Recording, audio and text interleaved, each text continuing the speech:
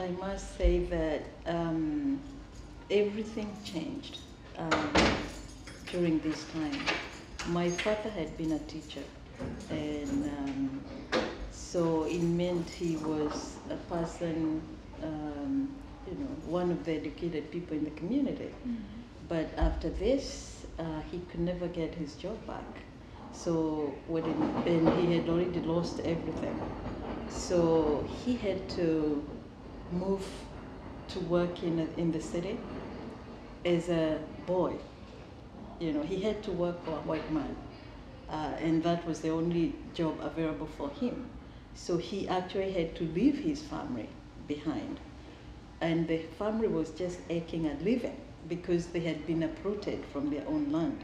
She used to explain that it's because some white man or a chief had been murdered, and so when the British came in, they literally swept the whole village, and we never returned to that place again. The houses had been burned down, so he had to go through the process of trying to rebuild his life again.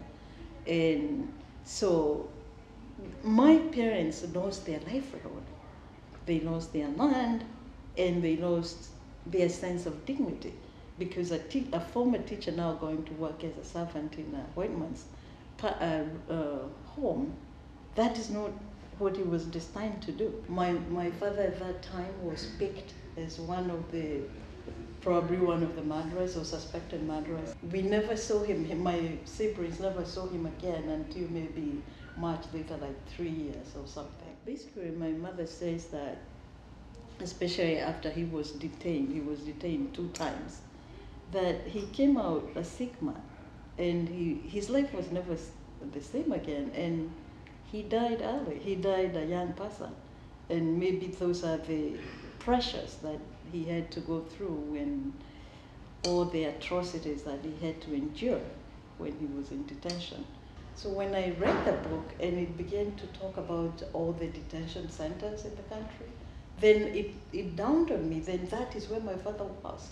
That's where he was providing cheap labor for the British, because that's what now Caroline was explaining in the book, that when those men were taken away and they were put in those detention camps, that is practically what they were going there to do. Now, my group, the Kikuyus, never had, they used to rule through a council of elders.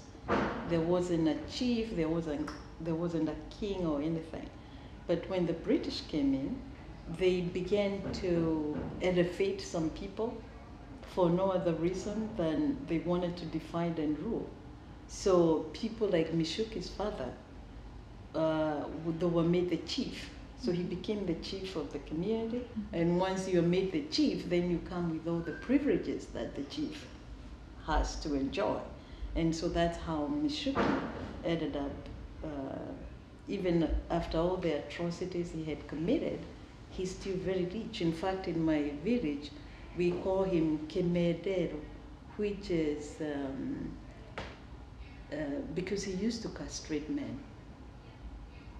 And so that Kemedero is like having clippers. So basically, Mishuki had a hand in everything that happened, because it was him who ended up being the biggest beneficiary of what had happened in our region. He's still a minister, he's still a cabinet minister. He has been an MP in my constituency for nearly 30 years or more, or since I have, I can remember. And the reason is he's also one of the richest people in the country, because he inherited not just the office of the DC, but also the money and the privileges that came with it. When you provide a hierarchy, you kind of provide the class system that they understood, the way we understood it from the British, from the king coming downwards. So this was their own creation, which was not there previously. So right now he's very rich, and so when it comes to during campaigns, he's the one who is able to buy more votes directly, bribery, votes and everything because he has the money to do that. They were put in a camp. They were put in a temporary camp where my mother and other women were made to dig deep trenches around the village so that they could not be feeding the Mau Mau. So then they would put barbed wires. So the camp literally was a place where they were housed, all the children, everybody in the same room, and very little food because the land which people used to till before had been taken. So it was really excruciating poverty throughout that period that there was that little camp. And we still own the little plot where where we had built our little shack. The whole Mau Mau people have always been branded as terrorists. They have never been said for exactly what they were trying to do, which was really going after the land that was taken away from them. Coffee plantations, pyrethrum, sisal, and all that was taken from us. And when we came to claim it, the brutality that the British brought in that country, the stories that we tell, the stories that my grandmother tells, has not been believed even by some of the communities in Kenya.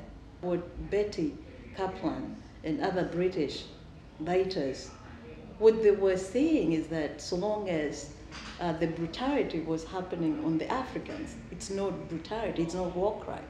Her critique was that Caroline had relied on stories, first-hand stories from the people who had gone through the process for maybe 10 years earlier. So she claimed that they had decayed memory, for instance, because it didn't have the official documentation. So it's really nice that now we have official validation of the personal experiences that people have been talking about for years, They have been pushing to have these documents released. As a matter of fact, the people, they are actually for people who are kind of the face of everybody else, because these are 4 men who can document, they were there, they can document their personal experiences of what happened during that time. And they have always been dismissed. Of course, the British have been able to successfully dismiss the case because there is no official record of that. It's only their personal experiences. So this is, having these documents out now is the best thing that is going to support the case. And they have been asking for repatriation. They have been asking for, at least for this to be acknowledged publicly so that people can know what really happened.